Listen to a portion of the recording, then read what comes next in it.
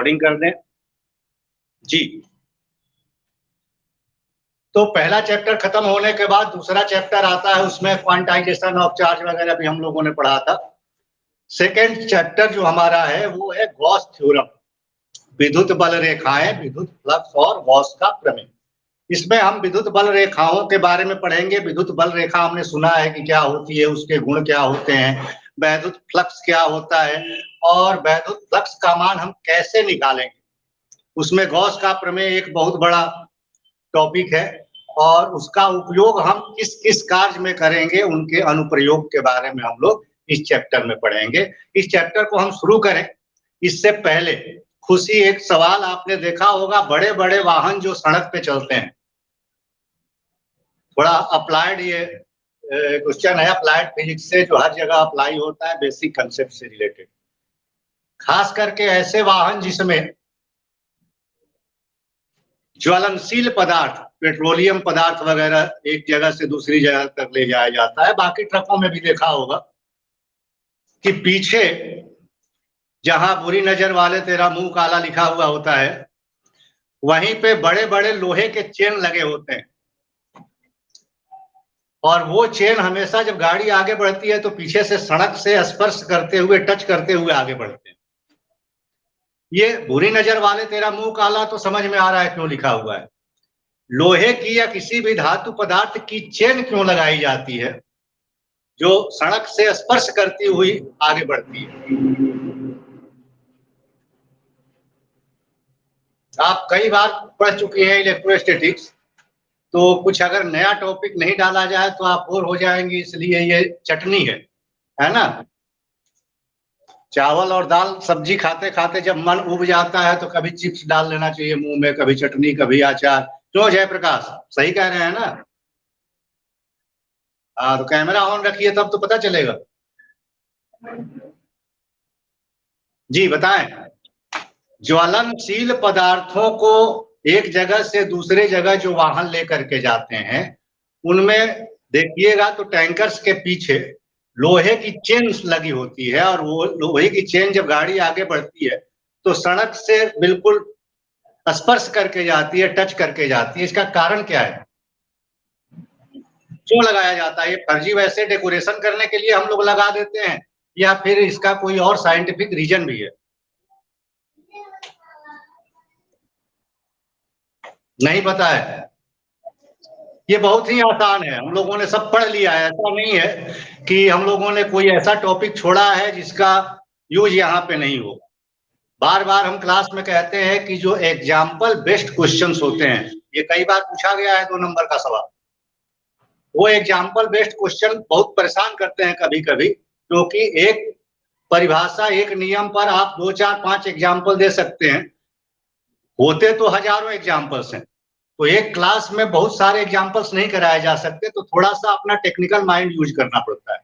घर्षण विद्युत के बारे में हम लोगों ने पढ़ा था कि जब दो पदार्थों के बीच में घर्षण होता है, रगड़ते हैं हम दो पदार्थों को आपस में, तो दोनों पदार्थों के बीच इलेक्ट्रॉनों का स्थानांतरण होता है और इलेक्ट्रॉनों का स्थानांतरण होने के कारण किसी एक पदार्थ पर इलेक्ट्रॉन की अधिकता होती है, दूसरे पर कमी होती है, जिसके कारण दोनों पदार्थ आवेशित हो जाते हैं। और हमने पढ़ा है कि जब अंतरिक्ष से यान प्रवेश करता है, पृथ्वी की सतह की दिशा में आता है, तो उसका वेग इतना अधिक होता है कि अधिक वेग से प्रवेश करने के कारण हवा से घर्षण होता है। उस समय बहुत ज्यादा ऊपर का जो सतह होता है यान का, उसका टेम्परेचर हो जाता है और उस समय दुर्घटना की बहुत ज्यादा चांसेस होती है। इसलिए उस तरह से यान को बनाया जाता है जो अंतरिक्ष में जाते हैं कि बाहरी सतह से अंदर तक टेम्परेचर, उस हीट एनर्जी जाने में टेम्परेचर, हीट का बहुत ज्यादा भाग अवशोषित हो जाए और कोई दुर्घटना ना हो सके। तो उसी तरह से कोई भी वाहन जब सड़क पे चलता है, खास करके ऐसा वाहन जो ज्वलनशील पदार्थों को, जैसे पेट्रोलियम पदार्थों को, कोयला वगैरह को लेकर के एक जगह से दूसरी जगह जा रहा हो, तो हवा से उसका फ्रिक्शन होता है और हवा से जब घर्षण होता है तो ये पूरी संभावना रहती है कि वो धातु का जो टैंकर बना हुआ है वो हवा से घर्षण के कारण चाहे तो हवा से इलेक्ट्रॉन को ग्रहण कर ले या हवा में इलेक्ट्रॉन को छोड़ दे। ऐसे में वो पूरा टैंकर जो है वो आवेशित हो जाता है, या पहिया जो है, टायर जो है, वो भी सड़क पर जब गतिमान होता है तो सड़क के साथ घर्षण होती है, जिसके कारण उसके आवेशित होने की बहुत संभावना होती है, और उसके आवेशित होने के कारण जो गाड़ी में ज्वलनशील पदार्थ है, उस ज्वलनशील पदार्थ में कोई दुर्घटना ना हो जाए, आग लगने जैसी कोई दुर्घटना ना उत्पन्न हो, इसके लिए हम लोग वो लोहे की चेन लगाते हैं। जैसे ही आवेश उत्पन्न होता है उस गाड़ी के सतह पर, वो धातु का जो चेन है, उस आवेश को अर्थ कर देता है, बोधित कर देता है, वो आवेश में प्रवाहित हो जाता है, इसलिए वो आवेश टिक नहीं पाता गाड़ी। एक सवाल और इसी तरह का कि कोई प्लास्टिक का पदार्थ अपने बाल पर रगड़ करके और छोटे-छोटे कागज के टुकड़ों के पास जब हम रखते हैं तो उसको आकर्षित करने लगता है, ये सभी लोग जानते हैं, पढ़ा भी है हम लोगों ने। क्यों आकर्षित करने लगता है? वो कागज का टुकड़ा आवेशित तो होता नहीं है। और कूलम्ब्स लॉ की अगर बात करें या इलेक्ट्रोस्टैटिक्स की बात करें तो कूलम्ब्स लॉ तो 2 आवेशित पदार्थों के बीच आकर्षण-प्रतिकर्षण बल की बात करता है। तो वो कागज के टुकड़े को, वो कंघा हो या ये पेन हो, इसको रब करके बाल में या उनके साथ और कागज के छोटे टुकड़ों के पास लाते हैं या धूल कण के पास लाते हैं, तो वो अनावेशित धूल कण या कागज के टुकड़े क्यों आकर्षित करने लगते हैं उसको?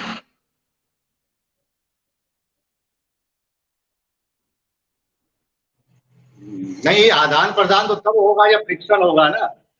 वो तो बहुत दूर रहता है, कागज का टुकड़ा यहाँ है और कंघा यहाँ है, वहीं से आकर्षित करना शुरू कर देता है। इलेक्ट्रॉनों का पोलराइजेशन होता है, ध्रुवीकरण होता है।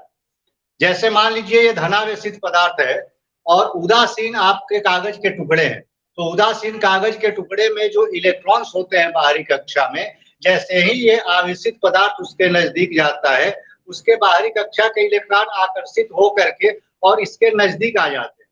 तो जब नजदीक आ जाएंगे तो पास वाला सतह जो होगा कागज के टुकड़े का, वो ऋणावेशित हो जाएगा और दूर वाला जो सतह होता है वो धनावेशित हो जाता है। चूंकि नजदीक ऋण आवेश है और ये धनावेशित है, इसलिए आकर्षित होने लगता है। इसके विपरीत अगर ऋणावेशित पदार्थ को लेकर के जाए तो वो इलेक्ट्रॉन क्या होंगे? प्रतिकर्षित होकर के दूर वाले सतह पर इकट्ठे हो जाएंगे। तो इस आवेशित पदार्थ के नजदीक वाला सतह धनावेशित हो जाएगा, क्योंकि नाभिक से नजदीक हो जाएगा और बाहरी कक्षा के इलेक्ट्रॉन ज्यादा दूरी पर हो जाएंगे, तो फिर ये ऋण आवेश उस नाभिक के धन आवेश के कारण उसको आकर्षित करने। चलते हैं विद्युत बल रेखा की दिशा में। जी जयप्रकाश, कुछ कहना चाहते हैं? माइक आपका ऑन हुआ था, कुछ कहना चाहते हैं तो बताएं। बात समझ में आ रही है जो बता रहे हैं? बीच बीच में क्लास छोड़ करके जाइएगा तो समझ में नहीं आएगा।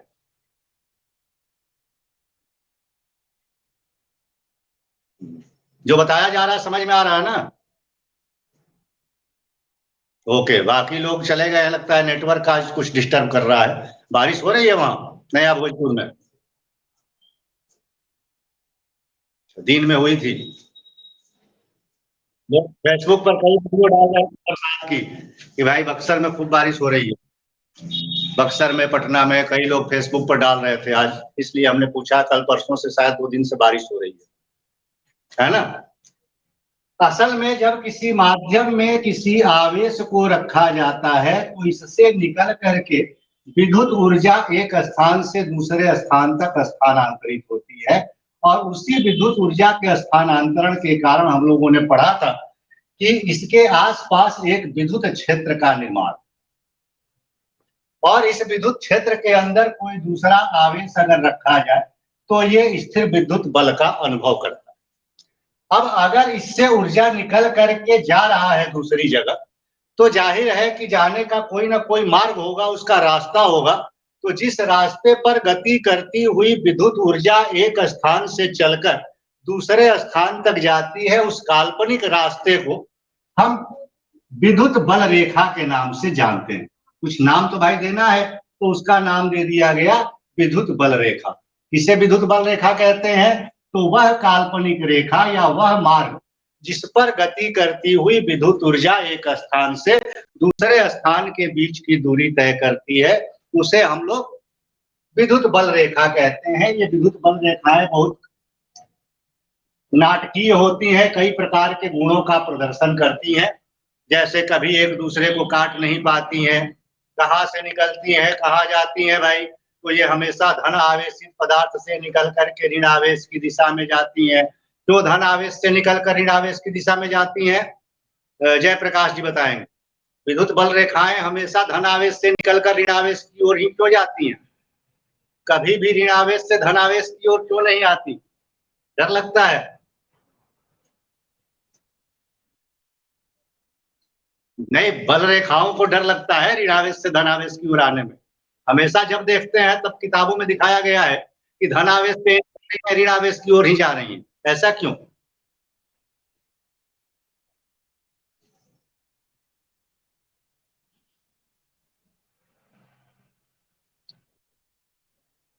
बताएं, आप तो बता रहे थे ना, इस चैप्टर को पढ़ा है आपने थोड़ा बहुत। क्लास में जब बैठिए तो टीचर को बहुत परेशान कीजिए। जहां समझ में वहां सवाल पूछा कीजिए। जब तक सवाल नहीं पूछिएगा तब तक काम नहीं होगा। ठीक है ना? हम्म। धन पदार्थ का धनावेशित होना मतलब वहां आवेश का आसपास के वातावरण की अपेक्षा अधिक होना। ये यही बात बहुत क्लासों में नहीं बताई जाती है। पहले दिन की जो क्लास होती है उसी में ये चर्चा होती है और ये बात नहीं बताई जाती है, इसीलिए हमें कंफ्यूजन होता है। जहां अधिक आवेश रहेगा कोई चीज कहां से कहां जाएगा? जहां ज्यादा रहेगा वहां से निकल के जहां कम रहेगा वहां जाएगा। पानी कहां से कहां जाता है? तो जहां पानी का हाइट ज्यादा रहता है वहां से निकल करके जहां कम रहता है उस दिशा में जाता है। उष्मा ऊर्जा कहाँ जाती है? तो आग जहां जलाए रहेंगे वहां से निकल करके हमारे शरीर की तरफ आएगी, क्योंकि हमारे शरीर का टेम्परेचर कम है, जहां आग जल रही है उसका टेम्परेचर ज्यादा है। तो उसी तरह से विद्युत ऊर्जा कहाँ से निकलेगी? तो जहां विद्युत ऊर्जा का परिमाण ज्यादा रहेगा वहां से निकलेगी, जहां कम रहेगा वहां आएगी। अब कहाँ अधिक है भाई? तो अधिक विद्युत ऊर्जा होने को ही हम पदार्थ का धन आवेशित होना कहते हैं और कम विद्युत ऊर्जा होने को पदार्थ का ऋण आवेशित होना कहते हैं। अब आवेश दो प्रकार का है, धन आवेश ऋण आवेश, तो कोई ना कोई परिभाषा तो होगा ना कि कब धन आवेशित कहेंगे कब ऋण आवेशित कहेंगे। तो जब आसपास के वातावरण से किसी आवेश का मान अधिक होता है तो उस आवेश को धनावेश कहा जाता है, और जब आसपास की वस्तुओं की अपेक्षा किसी एक खास वस्तु का आवेश कम होता है तो उसके आवेश को ऋण आवेश कहा जाता है। तो ये विद्युत बल रेखाएं हमेशा धन आवेश से निकल करके ऋण आवेश की दिशा में गति करती है। कैसे गति करती है भाई? तो ऐसे गति नहीं करती है कि धन आवेश से निकल करके और सीधा सीधा ऋण आवेश की दिशा में चले जाए। तब कैसे गति करती है? तो हमेशा ये बल रेखाएं धन आवेशित पदार्थ के सतह के लंबवत निकलती है, और सतह के लंबवत निकलती है तो सतह का केंद्र ये है। त्रिज्या आपको पता होगा हमेशा सतह के क्या होती है? लंबवत होती है। तो त्रिज्या खींच दीजिए, उस त्रिज्या के दिशा में वो निकलती है। ये ऐसे, यहाँ त्रिज्या ऐसे है तो यहाँ से जब बल रेखा निकलेगी तो ऐसे निकलेगी, यहाँ से बल रेखा निकलेगी तो ऐसे निकलेगी, यहाँ से निकलेगी तो ऐसे निकलेगी, यहाँ से निकलेगी तो ऐसे निकलेगी। और ऋण आवेशित पदार्थ के अंदर प्रवेश कर जाती है तो प्रवेश भी जब करती है तो सतह के लंबवत ही प्रवेश करती है। जैसे इसका केंद्र ये हो गया तो त्रिज्या खींच दीजिए ऐसे, इस तरह से। तो ये रेखा जो सीधी जा रही है वो तो सीधी पहुंच जाएगी, जो यहां से जा रही है उसमें यहाँ पे इस दिशा में आएगी, इसमें इस दिशा में आएगी, इस बिंदु पर इस दिशा में आएगी, इस बिंदु पर इस दिशा में आएगी। मतलब ये जो रेखा थी ये घूम करके यहाँ से ऐसे हो गई, ये जो रेखा थी ये घूम करके ऐसे हो गई, ये घूम करके ऐसे हो गई, ऐसे। इस तरह से विद्युत बल रेखाएं जाती हैं। और ऐसा क्यों होता है भाई? तो ये समान प्रकृति की है, सभी धन आवेश से ही निकल रही हैं, इसलिए सभी में धन आवेश का गुण है। और समान आवेश हमेशा एक दूसरे को दूर भगाते हैं, प्रतिकर्षित करते हैं, इसलिए ये सभी बल रेखाएं एक दूसरे से अधिकतम दूरी पर रहना चाहती हैं और अधिकतम दूरी पर रहने के कारण कभी एक दूसरे को काटती नहीं है। ये किताब में आपके नहीं लिखा हुआ है। आपकी किताब में क्या लिखा है कि अगर दो विद्युत बल रेखाएं किसी बिंदु पर एक दूसरे को काटेंगी, एक इधर से आ रही है एक इधर से आ रही है, मान लीजिए इस बिंदु पर काट दिया, तो इस बिंदु पर विद्युत क्षेत्र की तीव्रता दो दिशाओं में हो जाएगी, और किसी एक बिंदु पर विद्युत क्षेत्र की तीव्रता दो दिशा में नहीं हो सकती, इसलिए ये एक दूसरे को एक बिंदु पर नहीं काटती है। इसको इतना बुद्धि है। ये जो बल रेखा आ रही है, इतनी बुद्धि तो इसके पास है नहीं कि अरे बाप रे बाप, यहाँ पर कट जाएंगे तो दो दिशा में तीव्रता हो जाएगी, इसलिए यहाँ कटे नहीं। इतना सोच के तो चलेगी नहीं। हालांकि ये सत्य है, लेकिन इस कारण से नहीं कटती है ऐसा नहीं है। नहीं कटती है ये तो ठीक है, और कटने पर तीव्रता की दिशा दो हो जाती है तो इसमें भी हमें कोई दिक्कत नहीं है। अभी उसी हम लोगों ने कल सवाल लगाया था कि एक ये समबाहु त्रिभुज है और इस समबाहु त्रिभुज के तीनों कोनों पर एक एक आवेश है। मान लीजिए यहाँ पे -2 माइक्रोकुलाम है, यहाँ पर -3 माइक्रोकुलाम है, यहाँ -3 माइक्रोकुलाम है। इस बिंदु पर अगर बल का मान निकालना हो तो कैसे निकालेंगे भाई? ये -3 माइक्रोकुलाम आवेश इसको इस दिशा में आकर्षित करेगा तो विद्युत बल F का मान इस दिशा में होगा। ये -3 माइक्रोकुलाम इस -2 माइक्रोकुलाम इस दिशा में आकर्षित करेगा तो इसके कारण इस बिंदु पर आवेश इस दिशा में होगा। इसको F1 लिख दे, इसको F2 लिख दे। अब बल की दिशा में ही तीव्रता होती है तो इस बल के कारण तीव्रता भी इस बिंदु पर इस आवेश के कारण इस दिशा में होगी और इस आवेश के कारण इस दिशा में होगी। तो यहाँ तो तीव्रता दोनों दिशाओं में है कि नहीं? बल भी दोनों दिशाओं में है, बल भी तो सदिश राशि है। तो अगर तीव्रता दो दिशा में नहीं हो सकती तो बल दिशा में दो दिशा में कैसे होगा? 2, 3, 4, 5, 10 दिशाओं में हमें मिल सकता है, लेकिन प्रभावकारी वो एक ही दिशा में होगा। उसका रिजल्टेंट जो होगा, परिणामी जो होगा वो एक ही दिशा में होगा। वो परिणामी जब हम निकालते हैं तो वो आता है किस दिशा में। उसी तरह से अगर यहाँ पर तीव्रता E1 और E2 दो दिशाओं में है तो क्या फर्क पड़ता है? दोनों का रिजल्टेंट निकाल लेंगे इस दिशा में। तो कहिए कि तब तो कट सकता है भाई। नहीं कट सकता, ये कारण है ही नहीं कटने का। नहीं कटने का कारण ये है कि सभी जो बल रेखाएं चूंकि धन आवेश से निकलती हैं, इसलिए धन आवेशित होती हैं, धन आवेशित गुण को ग्रहण करती हैं और समान प्रकृति के आवेश चूंकि एक दूसरे को प्रतिकर्षित करते हैं, दूर भगाते हैं, इसलिए ये सभी बल रेखाएं भी एक दूसरे को हमेशा दूर भगाती हैं, अधिक से अधिक दूरी पर रहना चाहती हैं, और जब अधिक से अधिक दूरी पर रहेंगी तो कटेंगी कैसे? इसलिए कभी एक दूसरे को काटती नहीं। अब किसी सतह से अगर बल रेखाएं निकल रही है, बहुत सारे गुण है, इसको हम लोग नोट कर लेंगे, कोई दिक्कत नहीं है। थोड़ा हम चाहते हैं कि गॉस थ्योरम के ऊपर जल्दी पहुंचा जाए, तो उसके लिए विद्युत फ्लक्स के बारे में समझना होगा। मान लीजिए कोई एक ये सतह है किसी पदार्थ का, तो ये सतह ऐसा तो नहीं है जिसमें एक ही बिंदु हो, और एक बल रेखा एक किरण निकलने के लिए तो एक ही बिंदु काफी है, और बहुत सारे कणों से ये मिल करके बना है, और हर एक कण इसके सतह पर जहां है वहां एक बिंदु भी है। तो इसका मतलब है कि इसके हर एक बिंदु से क्या होगा? एक रेखा निकलती होगी। ये मान करके चला जाए कि इसके हर एक बिंदु से एक एक रेखा का उत्सर्जन, मतलब चाहे जितना भी छोटा सतह हो वो एक से अधिक कणों से मिलकर के बना होगा, एक से अधिक बिंदुओं से मिलकर के बना होगा, पदार्थ एक से अधिक कणों से मिलकर के बना होगा। इसलिए हम ये मान सकते हैं कि विद्युत बल रेखाएं अकेले अकेले गति नहीं करती हैं, हमेशा कई रेखाओं के समूह में गति करती हैं।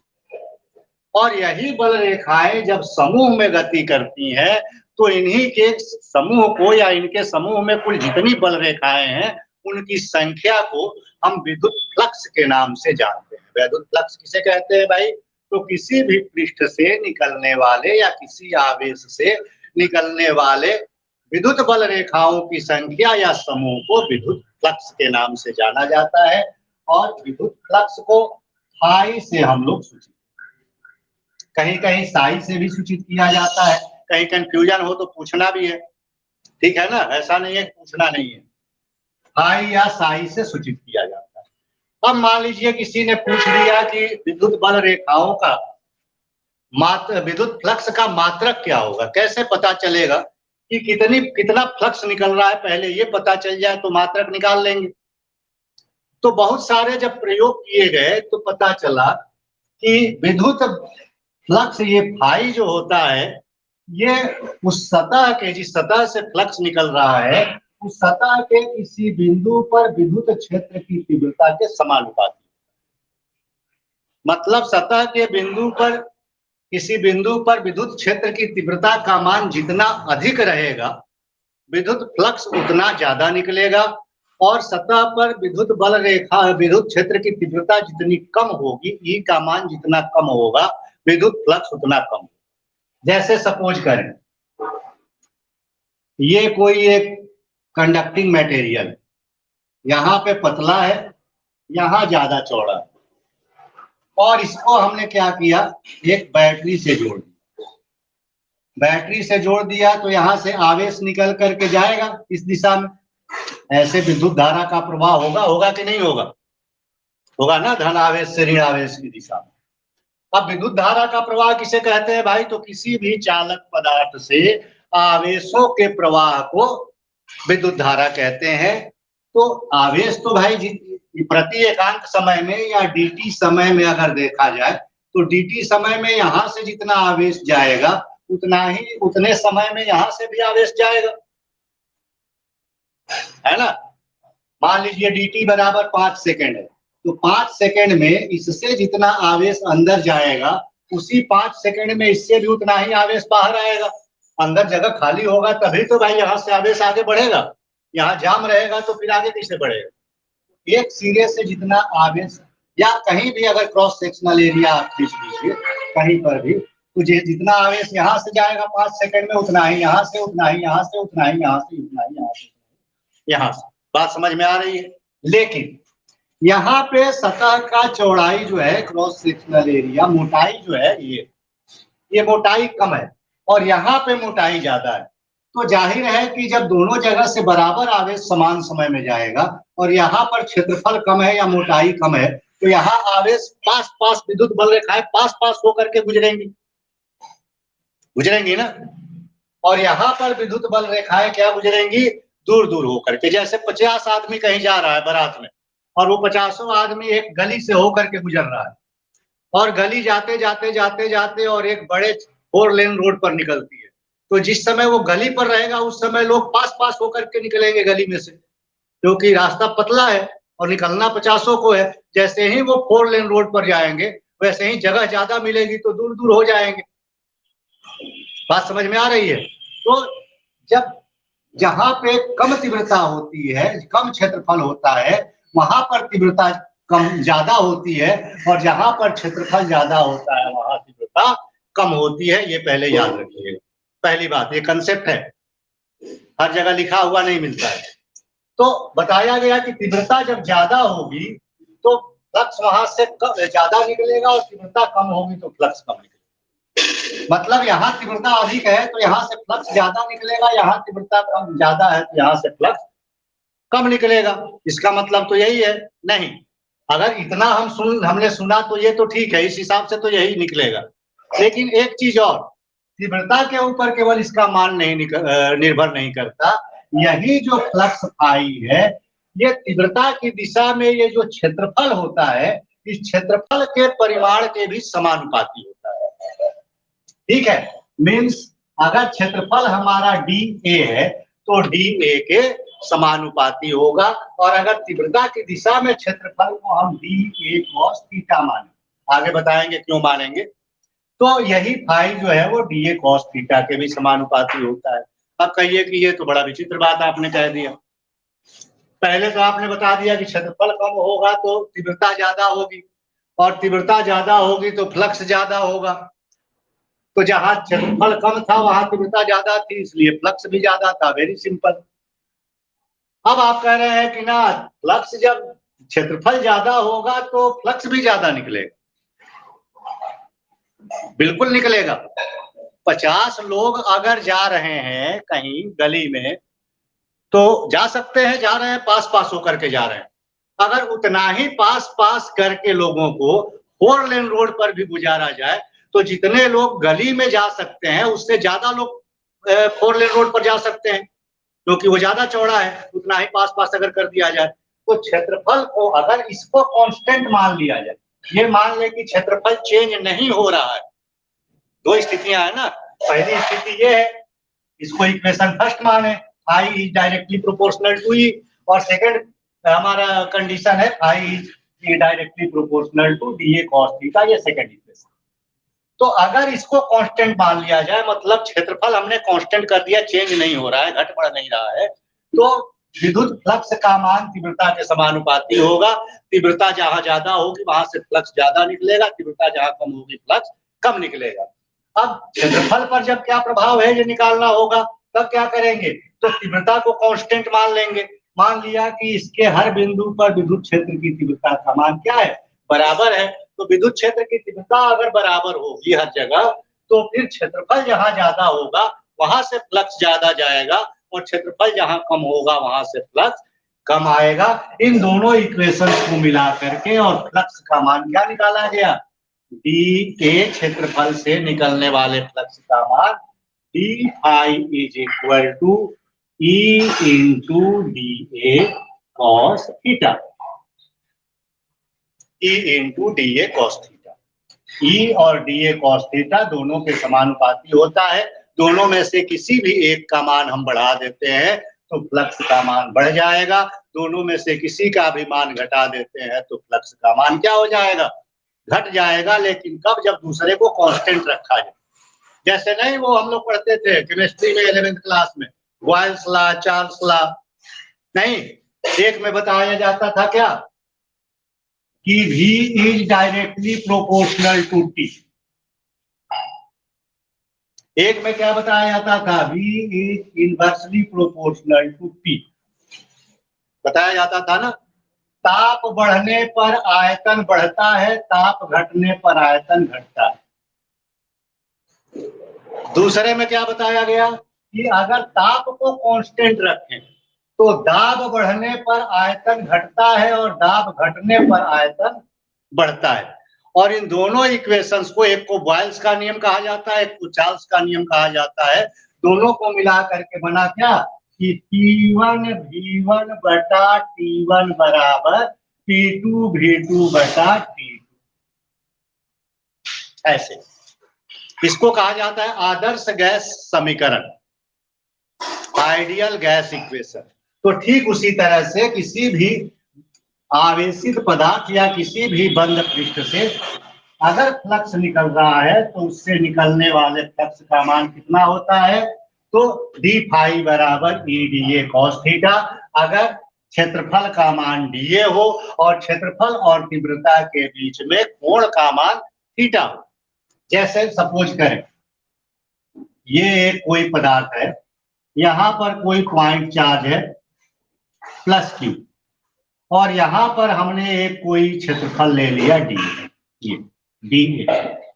अब क्षेत्रफल की दिशा किधर है भाई, तो क्षेत्रफल देखिए इस तरह से हमने काटा है इसको, तो क्षेत्रफल की दिशा तो इस दिशा में होगी, ये डी ए हो जाएगा इस दिशा में। और यहां से जो विद्युत बल रेखा निकलेगी वो तो यहां से सीधी ऐसे जाएगी, तो विद्युत बल रेखा इस दिशा में जा रही है, तो तीव्रता ई का मान इधर होगा, होगा ना। अब तीव्रता और क्षेत्रफल, ये क्षेत्रफल की दिशा हो गई, ये तीव्रता की दिशा, दोनों के बीच में एक कोण मिल रहा है, ये कोण थीटा है। अब तीव्रता की दिशा में अगर क्षेत्रफल का मान निकालें तो क्या करेंगे, इसके दो कंपोनेंट्स होंगे, एक ओरिजेंटल कंपोनेंट क्षैतिज घटक इस दिशा में और उदग्र घटक इस दिशा में। क्षैतिज घटक कैसे निकालेंगे, इस दिशा में डी ए कॉस थीटा से, और उदग्र घटक डी ए साइन थीटा से। हमें कौन सा घटक लेना है क्षेत्रफल का, तो जो तीव्रता की दिशा में हो, तो तीव्रता की दिशा में डी ए कॉस थीटा है, इसलिए इन दोनों को हम लोग मल्टीप्लाई करते हैं। बात समझ में आ रही है। चलिए आगे बढ़ते हैं। एक चीज और, अगर तीव्रता का फार्मूला देखा जाए, E इज इक्वल टू क्या होता है, Q upon 4 pi epsilon 0 R square.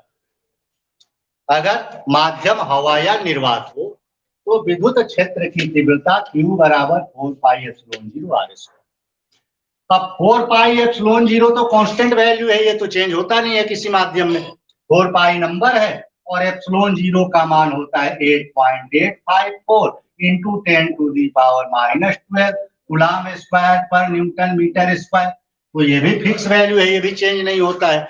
अगर दूरी r का मान परिवर्तित ना हो तो ये पूरा नीचे वाला जो पोर्शन है इस भिन्न का ये कांस्टेंट हो जाएगा, और जब ये कांस्टेंट हो जाएगा तो हम क्या लिख सकते हैं कि E is directly proportional to Q। लिख सकते हैं ना कि तीव्रता जो है वो आवेश के समानुपाती होती है। अब हमने अभी कहा था कि जो विद्युत फ्लक्स है वो तीव्रता के समानुपाती होता है, और ये तीव्रता जो है ये आवेश के समानुपाती है। तो बीच से अगर इसको गायब कर दें तो हम कह सकते हैं कि किसी पृष्ठ से निकलने वाले विद्युत फ्लक्स का मान उस पर उपस्थित आवेश के भी समानुपाती होता है। तो तीनों तरीके से कह सकते हैं क्या कि विद्युत फ्लक्स का मान आवेश के समानुपाती होता है, विद्युत फ्लक्स का मान सतह के किसी बिंदु पर विद्युत क्षेत्र की तीव्रता के समानुपाती होता है, और विद्युत फ्लक्स का मान तीव्रता की दिशा में उसके क्षेत्रफल के समानुपाती होता है, dA cos थीटा के समानुपाती होता है। समझ में आ रहा है जयप्रकाश जी? आ रहा है ना? खुशी कुछ नया मिल रहा है कि सब कुछ पुराना है? मिल रहा है ना? तो गौस साहब अब आते हैं इसी बीच में, ये जब निकल जाता है उसके बाद गौस साहब आते हैं और कहते हैं कि बड़ा भारी भरकम सवाल है, ऐसे तो हम लोग विद्युत फ्लक्स किसी पृष्ठ से कितना निकल रहा है ये पता करने में सुबह बैठेंगे तो शाम हो जाएगा। क्यों सुबह बैठेंगे तो शाम हो जाएगा भाई? तो इसको पता करने के लिए पहले तो तीव्रता पता होनी चाहिए। तीव्रता पता होने के लिए क्या चाहिए भाई? तो आवेश पता होना चाहिए। आवेश पता होने के साथ साथ 4 पाई एप्सिलॉन 0 तो चलो हमें पता है, दूरी भी पता होनी चाहिए, कितनी दूरी पर वो सतह से आवेश रखा गया है। उसके बाद क्षेत्रफल पता होना चाहिए, ए का मान जिस पृष्ठ से निकल रहा है, और उसके बाद दूरी पता, क्षेत्रफल पता होना चाहिए, और तब क्षेत्रफल और तीव्रता के बीच का कोण थीटा भी पता होना चाहिए। जब इतनी चीजें मतलब आवेश, दूरी, क्षेत्रफल और तीव्रता के बीच का कोण थीटा, ये इतना सब कुछ जब पता लगा लेंगे तब जाके हम कहीं कैलकुलेट करके विद्युत फ्लक्स का मान निकाल सकते हैं। उन्होंने कहा कि इतना सब करने की जरूरत नहीं है, पागल ना बनाओ बच्चों को। इतना करेगा बच्चा सब 4 सवाल अगर परीक्षा में पूछ दिया जाए तो 3 घंटा में वही 4 सवाल सॉल्व कर पाएगा, बाकी सवाल 70 नंबर का कब करेगा, है ना? हमारे पास नया फंडा है, जैसे अभी आपने सुना होगा न्यूज में कि कोवैक्सीन और एक और कौन, कोविशील्ड, 2 वैक्सीन लगाए जा रहे हैं कोरोना के लिए।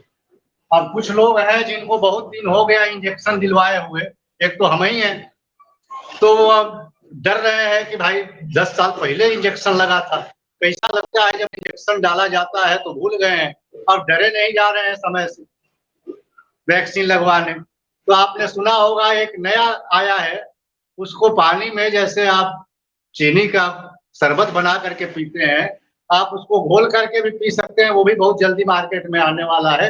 हालांकि सभी लोग वैक्सीन समय से लगा लें, ये अपनी सुरक्षा और परिवार समाज की सुरक्षा के लिए जरूरी है, लेकिन जो डरते हैं वो भी चिंता ना करें, अब घोल के पीने वाला भी दवा आ रहा है, ठीक है। तो गौ साहब ने कहा कि इतना सब कुछ निकालने की जरूरत क्या नहीं है, क्या चाहिए आपको? तो केवल आवेश पता चल जाए कि कितने आवेश के कारण फ्लक्स का मान निकालना है, तो हम विद्युत फ्लक्स का मान निकाल लेंगे।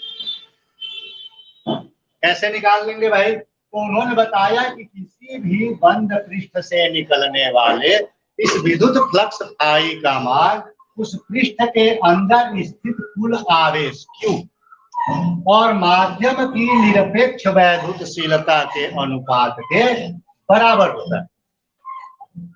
कितना होता है?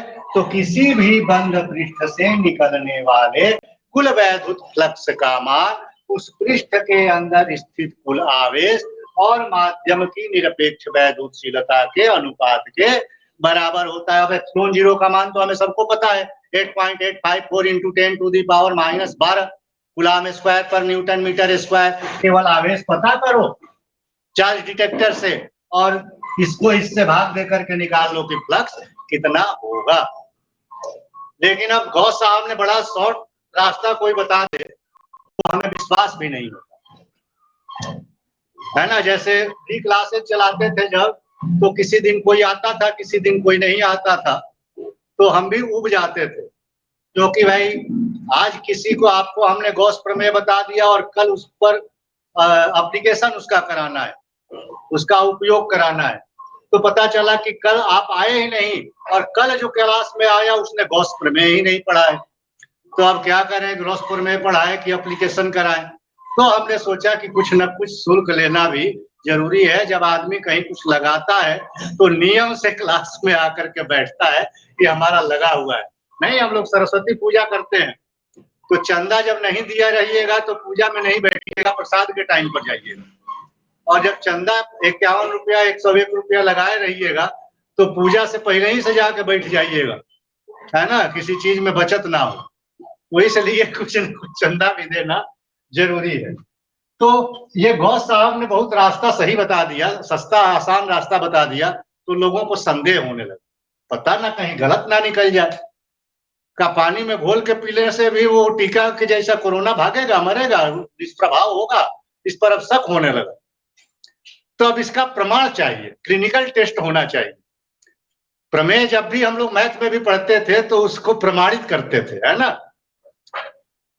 तो अब इसको प्रमाणित कैसे करें भाई?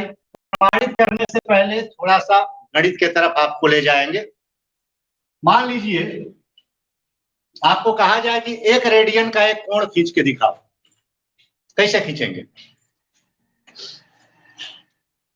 रेखा गणित जब हम लोग पढ़ते हैं तो सबसे पहले बिंदु पढ़ते हैं, उसके बाद रेखा पढ़ते हैं, उसके बाद कोण पढ़ते हैं। अब कैसे पता चलेगा कि इस कोण का मान कितना रेडियन, या 1 रेडियन कितना के बराबर होता है, कैसे पता चलेगा? कितना बड़ा खींचेंगे तो 1 रेडियन कहेंगे उसको।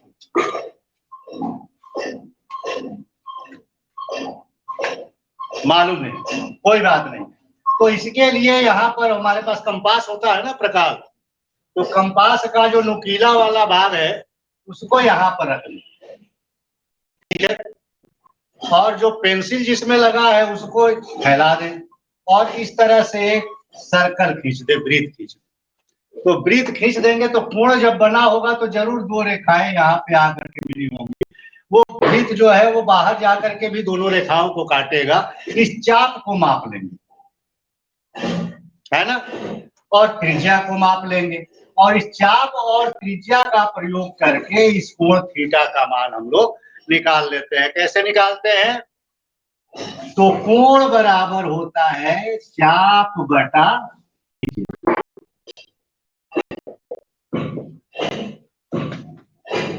अब आप गणित भी पढ़ते हैं और फिजिक्स भी पढ़ते हैं। फिजिक्स में तो सीधा सीधा कैलकुलस का फार्मूला अप्लाई होता है, गणित में तो एबीसीडी से पढ़ते हैं।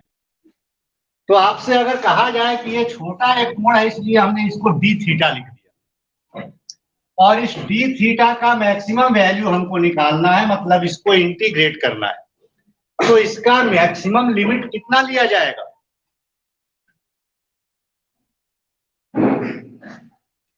डी थीटा का मैक्सिमम लिमिट हम कितना ले सकते हैं? कम तो चाहे जितना जी, थीटा का मैक्सिमम वैल्यू कितना हो सकता है ये पूछ रहा है ना। वो तो 5 डिग्री को भी थीटा कह सकते हैं, 10 डिग्री को भी थीटा कह सकते हैं, 50 डिग्री को भी थीटा कह सकते हैं। मैक्सिमम थीटा की वैल्यू कितनी हो सकती है? 90 डिग्री से बड़ा कोण नहीं सुना आपने? 180 डिग्री नहीं सुना? जी बताएं जयप्रकाश जी।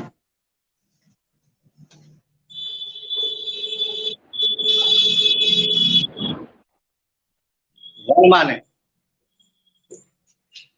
अरे भैया जी, ये एक वृत्त है और यहाँ पर एक बिंदु इसका क्या है, केंद्र है। कोई एक साइकिल वाला है जो यहाँ पे खड़ा हो गया, साइकिल पर बैठ गया और ऐसे एंटी क्लॉकवाइज में घूमना शुरू किया, तो यहाँ से चल करके यहाँ आया तो ये कोण बनेगा। थोड़ा और आगे बढ़ गया, यहाँ पर पहुंच गया तो कोण देखिए और बड़ा हो गया, है ना। अब अगर यहां से चल के यहां पर आ गया दूसरे सिरे पे तो कोण और बड़ा हो गया, यहाँ पे अगर पहुंच गया थोड़ा और आगे तो कोण और बड़ा हो गया। तो सबसे बड़ा कोण कब बनेगा? जब पूरा एक चक्कर लगा ले, नहीं, और जब एक चक्कर लगा लेगा तो ये पूरे कोण का मान कितना होता है? 360, लेकिन 360 डिग्री होता है और डिग्री कोण का एसआई मात्रक नहीं है, इसलिए हम बात 360 डिग्री नहीं करेंगे। हमने पहले बताया है कि आजकल जो जमाना है उसमें एसआई मात्रक में ही परिमाण बताना चाहिए, अगर कोई दूसरे मात्रक में बताने के लिए ना कहे तो एसआई मात्रक क्या होता है कोण का? रेडियन, है ना। और 180 डिग्री यहां से यहां बराबर पाई रेडियन, और फिर यहां से यहां बराबर पाई रेडियन। एक पाई और एक पाई कितना? 2 पाई रेडियन होगा ना, 2 पाई रेडियन। तो मैक्सिमम वैल्यू क्या हो जाएगी? मिनिमम वैल्यू 0 कोण की, और मैक्सिमम वैल्यू हो जाएगी 2 पाई। 2 पाई से बड़ा कोण नहीं हो सकता, तो इसका इंटीग्रेशन होगा 0 से 2 पाई तक। अब मैक्सिमम वैल्यू जो 2 पाई है वो चाप बढ़ते बढ़ते, ये चाप था, चाप बढ़ते बढ़ते बढ़ते बढ़ते जब परिधि में बदल जाएगा तो वो चाप का मैक्सिमम वैल्यू हो जाएगा, और उस समय जो कोण बनेगा वो 2 पाई रेडियन का बनेगा। तो चाप को हम क्या लिखते हैं? मैक्सिमम 2 पाई लिख सकते हैं ना। और त्रिज्या कितनी है? 8, तो 2 पाई अपॉन, सॉरी, कोण हो जाएगा आपका 2 पाई, और चाप तो आपका चाप है, चाप कितना बड़ा हो गया? तो चाप का मान निकालने के लिए आर को ले जाएंगे इस साइड, ले जाएंगे ना, तो चाप बराबर क्या हो जाएगा? चाप बराबर 2 पाई तो पहले से था, और ये बन गया आर 2 पाई आर, है ना। तो जब कोण मैक्सिमम बन जाएगा केंद्र पर तो चाप हो जाएगा 2 पाई आर के बराबर, और उसी को हम वृत्त की परिधि कहते हैं। कोई पूछ देगा कैसे पता चला कि वृत्त की परिधि 2 पाई आर होती है, तो कैसे समझाइएगा, है ना, ऐसे समझाइएगा, ठीक है ना, कि 2 पाई आर होती है, ये ऐसे पता चलेगा। चाप बराबर क्या होता है? कोण बराबर क्या होता है? चाप बटा त्रिज्या। उसी तरह से एक हम लोगों ने पढ़ा था 11th क्लास जब स्टार्ट किया था, तो ठोस कोण, जैसे समतल कोण, ये जो हम बता रहे थे थीटा, ये समतल कोण है, समतल कोण बराबर चाप बटा त्रिज्या। एकदम क्लास में बने रहिएगा। अभी पिछले आपकी क्लास में जो जिस तरीके से हमने प्रूव कराया था उससे हट के अलग तरीके से प्रूव कराएंगे गॉस थ्योरम को, इसलिए ये तरीका बता रहे हैं, इतना बताना पड़ रहा है, नहीं तो नॉर्मल तरीके से आपको जैसे बताया था हमने वैसे बताने के लिए इसकी जरूरत नहीं थी। तो उसी तरह से ठोस कोण बराबर क्या होगा? ठोस कोण का मान हम कैसे निकालें? समतल कोण थीटा का मान तो हमने निकाल लिया, थीटा बराबर चाप बटा त्रिज्या। तो ठोस कोण बनता कैसे है? जैसे समतल कोण बनाना था, तो समतल कोण कैसे बना? एक वृत्त था, उसका एक केंद्र था, हमने वृत्त पर एक चाप काटा, ये चाप जो है ये वृत्त के केंद्र पर जो एक आकृति बनाता है, इसी को हम लोग समतल कोण कहते हैं। दो त्रिज्याएं जब खींचेंगे तो ये दोनों त्रिज्याएं चाप काटेंगी, और यही चाप उन त्रिज्याओं के माध्यम से जिस आकृति का निर्माण करेगा वो समतल कोण कहलाएगा। ठोस कोण कैसे बनता है? तो ये मान लीजिए कोई एक सतह है और यहाँ पर एक बिंदु है, इस सतह के हर एक बिंदु से इस बिंदु को मिला दें, तो ये क्या बन जाएगा? ठोस कोण बन जाएगा।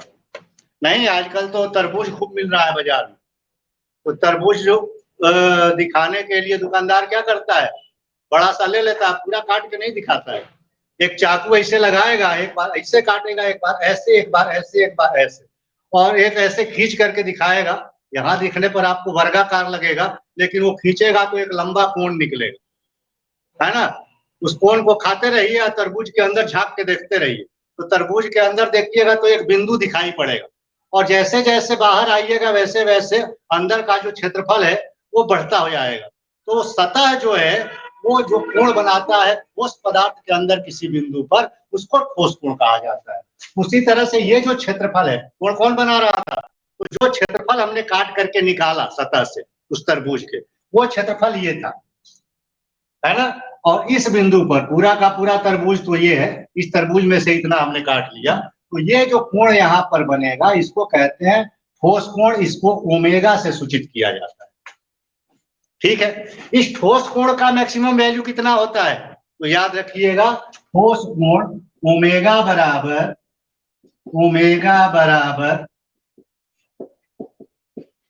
क्षेत्रफल बटा त्रिज्या स्क्वायर। ठोस कोण बराबर कितना होता है? क्षेत्रफल बटा त्रिज्या स्क्वायर। कौन सा क्षेत्रफल? जो क्षेत्रफल इस कोण पर, इस बिंदु पर ठोस कोण का निर्माण कर रहा है, मतलब तरबूज का जितना क्षेत्रफल हमने काटा था। बात समझ में आई? अब क्षेत्रफल का मैक्सिमम वैल्यू कितना हो सकता है? जैसे चाप का मैक्सिमम वैल्यू कितना निकाला था हमने? 2 पाई आर। क्षेत्रफल का मैक्सिमम वैल्यू कितना हो सकता है? पता नहीं। तो कोई बात नहीं, क्षेत्रफल का त्रिज्या चाप का पता नहीं था, कोण का कितना बात था मैक्सिमम वैल्यू, ये तो हमने निकाल लिया था। अब यहाँ ठोस कोण का मैक्सिमम वैल्यू कितना हो सकता है? चाहे तो ये पता हो कि ठोस कोण का मैक्सिमम वैल्यू कितना होगा, चाहे ये पता हो कि क्षेत्रफल का मैक्सिमम वैल्यू कितना होगा, तो हम ये निकाल सकते हैं। जैसे मान लीजिए यहाँ पे कोई एक आवेश है, इसको हमने ढक दिया एक गोले से, तो इस गोले का जितना क्षेत्रफल होगा उतना ही मैक्सिमम क्षेत्रफल होगा, क्षेत्रफल का उतना ही तो होगा। किसी भी आकृति का कोई पदार्थ हो, इस आकृति का भी पदार्थ हो, और ये पदार्थ आपका क्या है? आवेशित है, प्लस चार्ज है, इससे कितना फ्लक्स निकालना है? निकल रहा है। निकालने के लिए क्या कर सकते हैं? इसको एक खोखले गोले के अंदर रख सकते हैं, तो इस खोखले गोले के सतह से कितना फ्लक्स निकल रहा है ये निकाल देंगे, उतना ही इसके सतह से निकलता होगा। तो इस गोले का मैक्सिमम क्षेत्रफल कितना होता है? 4 पाई आर स्क्वायर होता है ना। तो क्षेत्रफल कितना हो जाएगा? 4 पाई आर स्क्वायर। त्रिज्या कितनी है? आर। त्रिज्या स्क्वायर है इसलिए आर स्क्वायर। तो ये आर स्क्वायर कैंसिल हो जाएगा, और ठोस कोण का अधिकतम मान कितना होता है? 4 पाई। ये याद रखिएगा। डी ओमेगा का अगर इंटीग्रेशन करना हो, जैसे डी थीटा, समतल कोण का इंटीग्रेशन करना होगा तो कितना करेंगे? 0 से 2 पाई तक, क्योंकि समतल कोण का मैक्सिमम वैल्यू 2 पाई होता है। उसी तरह से अगर डी ओमेगा का इंटीग्रेशन करना होगा तो 0 से 4 पाई तक, क्योंकि ठोस कोण ओमेगा का मैक्सिमम वैल्यू 4 पाई होता है। ये इस इक्वेशन से हम लोगों को मिलता है, रटना नहीं है, समझ लेना। अब देखिए,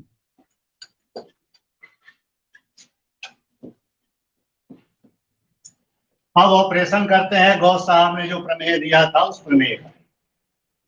स्वस्थ है कि कोरोना ग्रसित है कि एक और आ गया है ब्लैक फंगस, उससे ग्रसित है। मान लीजिए ये कोई एक पदार्थ है जिसके किसी इस O बिंदु पर प्लस Q आवेश, ठीक है। हमें पता करना है कि इससे फ्लक्स कितना निकल रहा है। ये बंद पृष्ठ ही है, तो बाहर से पृष्ठ खींचने की जरूरत भी नहीं है।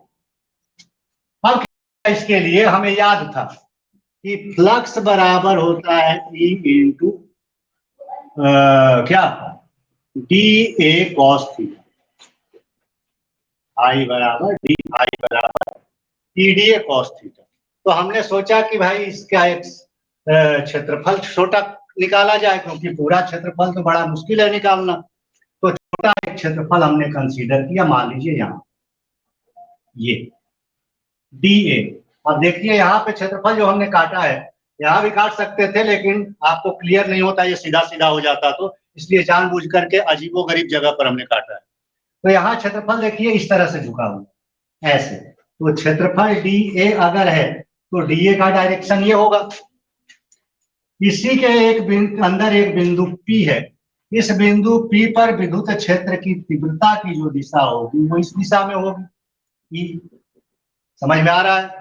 तो तीव्रता और क्षेत्रफल के बीच में एक कोण बनेगा, ठीक है।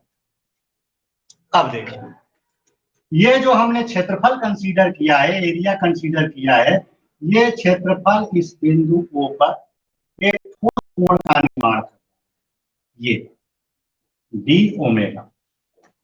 क्योंकि छोटा हमने क्षेत्रफल काटा है तो छोटा ही कोण बनेगा, बड़ा क्षेत्रफल काटते तो बड़ा कोण बनाता। तो ये एक छोटा सा क्या बना, डी ओमेगा ठोस कोण। अब हमें क्या करना है भाई, तो तीव्रता की दिशा में क्षेत्रफल का मान निकालना, या इस फार्मूले को सीधा सीधा अप्लाई कर दीजिए कि हम जानते हैं कि विद्युत फ्लक्स डी फाई बराबर E into D A cos theta होता है। तो D phi is equal to क्या हो जाएगा, ई की वैल्यू क्या हो जाएगी, मान लीजिए यहां से यहां के बीच की दूरी ये आर है, आर दूरी पर बिंदु पी है, तो ये हो जाएगा Q upon 4 pi epsilon 0 r square. ए, ठीक है, इसको थोड़ा ऐसे लिख दें हम, I is equal to Q upon 4 pi epsilon 0 into cos theta upon are square. ऐसे भी लिखा जा सकता है, इसको कोई दिक्कत तो है नहीं, इसको यहां ना लिख के इसके नीचे लिख दिया। क्यों ऐसा किया, क्योंकि ये कांस्टेंट पोर्शन है, जो आवेश अंदर है उसका मान चेंज हो नहीं सकता, और 4 पाई एप्सिलॉन 0 का मान चेंज हो नहीं सकता। आर बदल सकता है, क्यों बदल सकता है, क्योंकि ये पॉइंट देखिए ज्यादा दूरी पर है और ये पॉइंट यहां से कम दूरी पर है ना। तो अलग अलग बिंदुओं पर आर की वैल्यू और डी ए कॉस थीटा, ये थीटा की वैल्यू चेंज हो सकती है, जिसके कारण क्षेत्रफल चेंज हो सकता है। अब अभी हमने बताया डी ए कॉस थीटा है क्या, डी ए कॉस थीटा क्या है, ये D A cos theta, D ए इस दिशा में था, इसका जब दो कंपोनेंट हमने निकाला, एक वर्टिकल कंपोनेंट इस दिशा में डी ए साइन थीटा, और इस दिशा में हॉरिजॉन्टल कंपोनेंट क्या, डी ए कॉस थीटा। अब तीव्रता की दिशा में जो क्षेत्रफल है उसी की वैल्यू हमें लेनी है, तो तीव्रता की दिशा में क्षेत्रफल का मान कितना है, D A cos theta. D A cos theta क्या है, क्षेत्रफल, ठीक है, और बटा में आर स्क्वायर क्या है, त्रिज्या या दूरी का स्क्वायर, त्रिज्या स्क्वायर। इसको क्या कहते हैं, क्षेत्रफल बटा त्रिज्या स्क्वायर को ठोस कोण, ठोस कोण कहते हैं ना। और ठोस कोण को कितना है, ठोस कोण है हमारा भाई, तो डी ओमेगा। तो ठोस कोण को लिख सकते हैं D omega is equal to क्षेत्रफल कितना है, तो D A cos theta, D A cos theta upon त्रिज्या स्क्वायर मींस आर स्क्वायर। तो D A cos theta upon are square किसके बराबर हो जाएगा, डी ओमेगा के हो जाएगा ना, समझ में बात आ रही है। तो इस D A cos upon are square को लिख सकते हैं क्या, डी ओमेगा। तो डी फाई बराबर क्या लिख देंगे, Q upon 4 pi epsilon 0 into D omega.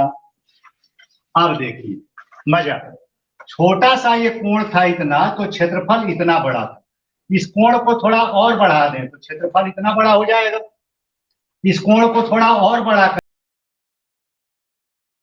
जैसे जैसे कोण बढ़ेगा वैसे वैसे सतह का क्षेत्रफल बढ़ेगा, तो कोण बढ़ते बढ़ते बढ़ते बढ़ते कितना होगा, मैक्सिमम 4 पाई स्टेरेडियन के बराबर होगा ना। तो इसको इंटीग्रेट कर देंगे, तो संपूर्ण ये हो गया डीए क्षेत्रफल से निकलने वाले फ्लक्स का मान, समीकरण 1। संपूर्ण पृष्ठ से निकलने वाले कुल फ्लक्स का मान कैसे निकालेंगे भाई, तो इस इक्वेशन को इंटीग्रेट कर देंगे, डी फाई का इंटीग्रेशन हो जाएगा, phi is equal to Q upon 4 pi epsilon 0 into D omega का क्या हो जाएगा, डी ओमेगा का 0 टू 4 पाई है ना। तो phi is equal to Q upon 4 pi epsilon 0 into 4 pi minus 0 is equal to 4 pi. ये 4 पाई और 4 पाई कैंसिल हो गया, और फाई बराबर क्या बन गया, Q अपॉन एप्सिलॉन 0। इसका मतलब गौस साहब सही कह रहे थे, कि किसी भी बंद पृष्ठ से निकलने वाले कुल वैद्युत फ्लक्स का मान उस पृष्ठ एवं माध्यम की निरपेक्ष वैद्युतशीलता के अनुपात के बराबर होता है। तो ये था हम लोगों का एक नया तरीका। एक सिंपल तरीके से हमने पहले भी गॉस प्रमेय को सिद्ध किया था। ऐसे भी चाहें तो कर सकते हैं। कैमरा अपना चालू कर लीजिए जयप्रकाश साहब।